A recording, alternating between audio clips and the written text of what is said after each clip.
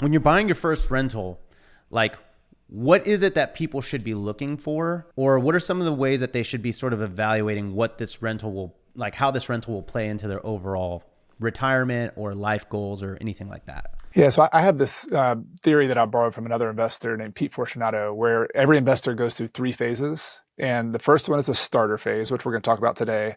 The second one is a builder phase, where you're growing your wealth. And the third one is a harvester phase, where you're actually like turning that wealth into retirement income so you can live off of it. And I think that's important to think about where you are in that journey. So when you're doing your first deal, you are a starter. And your job isn't to cross the finish line of financial freedom and have all this wealth and everything.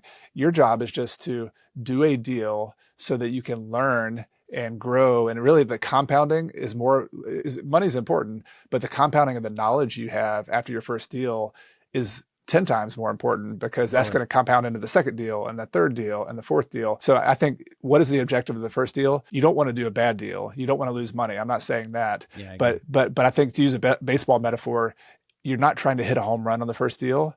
You're just trying to get on base, like get a base hit, do something solid that's not going to lose and not going to be a huge negative, but don't worry about hitting a home run. And it's easy to compare yourself to everybody else you see on YouTube and all these podcasts and kind of feel like, oh, I'm just a rookie and I can't make this happen. But just get on base. Like every one of us, Rob, me, every investor in the world had to start with the first deal. And so that's totally okay if you just get your mindset around that. I am just trying to get on base. I'm just trying to get a base hit.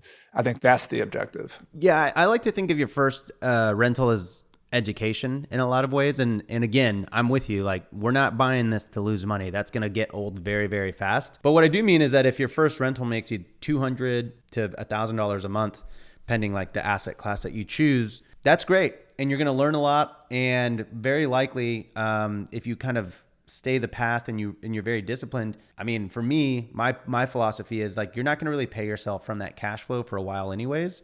So whether it's 200, 500 or 7, I don't care. I'm just going to always probably reinvest that back into the property or into buying more properties. And so to go back to what you're saying, the starter phase, this first one should really be more about getting on base, right? So when we're looking at this kind of thing, should an investor at all consider cash flow versus appreciation? Because I feel like for me, this is a slider, like it's like a spectrum. And at the beginning of the real estate world, when you're getting into it, you're on the cash flow side and that's all you care about. But as you mature and go through your journey, you start to move over to the appreciation side, and the appreciation becomes more important than cash flow. How do you determine like what's important to you as a first-time investor? Yeah, cash flow specifically, I would say you never want to have negative cash flow. I feel pretty strongly about that. I think there are weird cases where somebody's like a super millionaire and they don't mind having a negative cash flow in a deal, but that's not most of us. Like if you're doing your first deal, you always should have at least break even, but really you need to have a positive cash flow, because that positive $100 a month or $200 a month will get wiped out by something, down the line. Water heater. Mm-hmm. Yeah. Water heater, whatever. And so I think, yes, positive cash flow, but here's the thing. This is a really important lesson for a new investor, is that you are not going to retire and build all your wealth off that $100 to $200 a month for a long-term rental, or even $1,000 a month for a short-term rental. Like that's not what's going to get you out of the game and quit your 9 to 5. What's going to quit your 9 to 5 is the rent grows over time. And so what's today, if it's a $1,800 rent today, eventually that might be a $3,000 rent if you hold on to it for 10 years.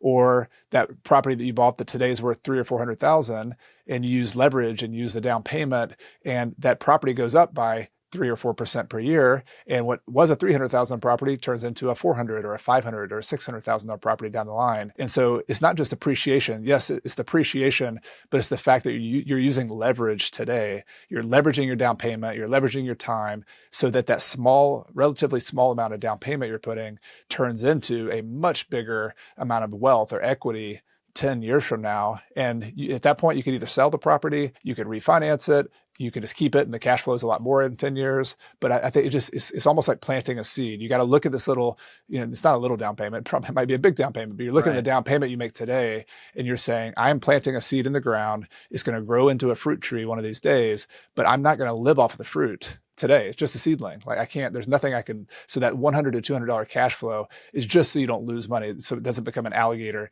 and eat all your money. But don't think about that as the thing that's going to free you up. It's the tree that grows 5 or 10 years from now that's going to be the thing that gets you out of the rat race. Yeah, it's an interesting concept that that I came up with on the channel about a year ago. I call it wealth growing down.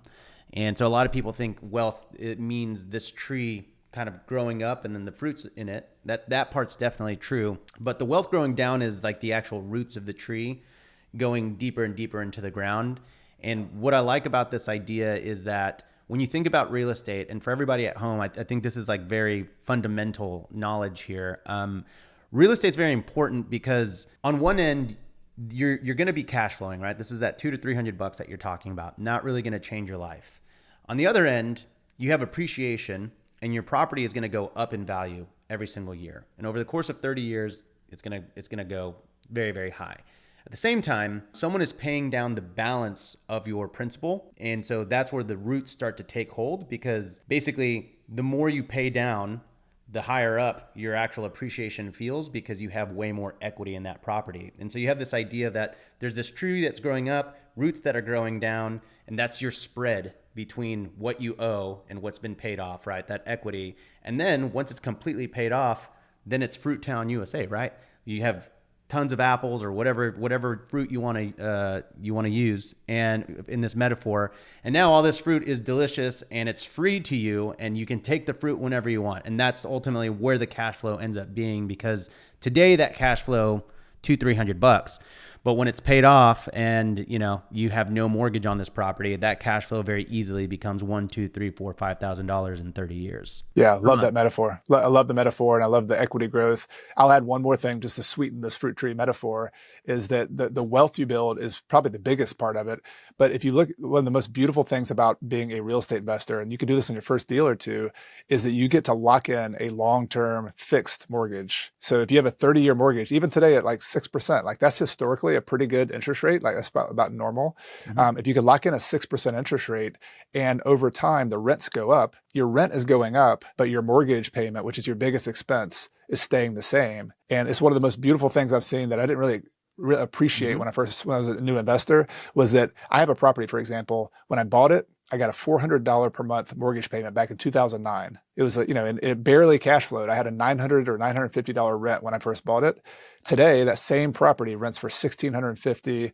I could probably up it to like $1,750 or so as a long-term rental. Mm-hmm. And my mortgage payment is exactly the same. And so what was like a $50 to $100 cash flow back then is now more like $800, $900 cash flow today.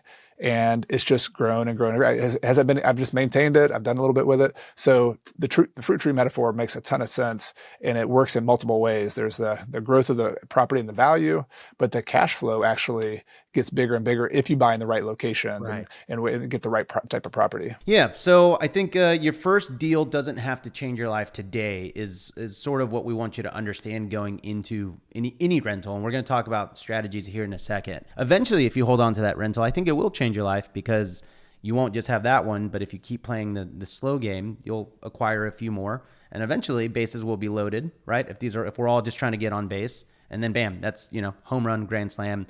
And that will be kind of the foreshadowing that I obviously will get to at the end of the podcast here. So define the role of your rental. What is it that you're looking for? Is it a little bit of cash flow today?